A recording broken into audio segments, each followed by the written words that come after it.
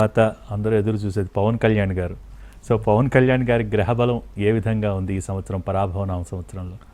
పవన్ కళ్యాణ్ గారికి మకర రాశి ఉత్తరాషాఢ నక్షత్రం 3వ పాదం.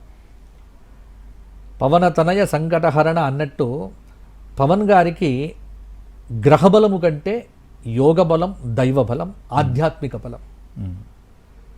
మీరు ఒక 7 సంవత్సరాల క్రితం ఉన్న పవన్ గారిని, 3 సంవత్సరాల క్రితం ఉన్న పవన్ గారిని, ఇప్పుడున్న పవన్ గారిలో తేడా గమనించవచ్చు. ఎందుకు నేను చూస్తే ఆయన కుండలి వేసి మొత్తం పరిశీలన చేసి చూస్తే పవన్ కళ్యాణ్ గారి జాతకంలో ఆయనకు లగ్నం వచ్చి వృశ్చిక లగ్నంలో గురువు ఉన్నాడు. వృశ్చిక లగ్నంలో గురువు ఉండటం ఆధ్యాత్మిక దృష్టి పెరుగుతూ ఉంటుంది. వయస్సుతో పాటు పరిణితి బాగా వస్తూ ఉంటుంది. లగ్నం నుంచి 3వ స్థానంలో కుజ రాహు చంద్రుల యొక్క స్థితి మకరంలో. ఇక్కడ కుజుడు రాహువు కలిసి ఉన్నారు.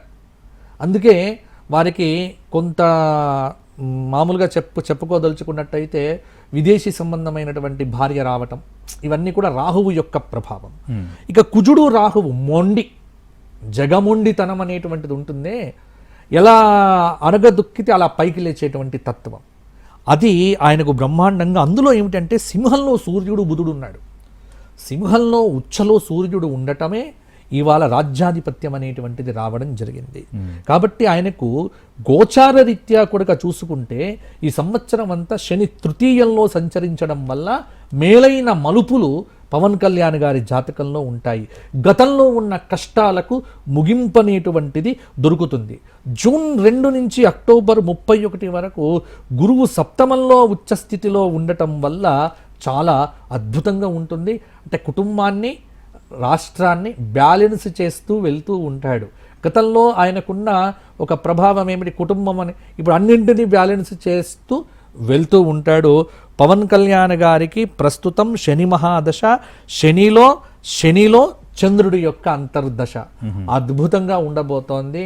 అసలు పవన్ కళ్యాణ్ గారి యొక్క నవీన కోణం అనేటువంటిది చూస్తారు. బహుశా నేను అనుకుంటాను ఆయన రాజకీయాల్లో పూర్తి స్థాయిగా వెళ్ళిపోయి, ఎందుకంటే శుక్రుడు కొంత వీక్గా ఉన్నాడు ఆయనకి ఇప్పుడు ప్రస్తుతము. శుక్రుడు అనేటువంటి వాడు కొద్దిగా బాలేడు కాబట్టి మరి పవన్ కళ్యాణ్ సినిమా రంగంలో కంటే కూడా రాజకీయ రంగంలోనే విశేషమైన ఖ్యాతిని పొందే ఆస్కారం ఈ పరాభవ నామ సంవత్సరంలో బాగా కనిపిస్తూ ఉంది.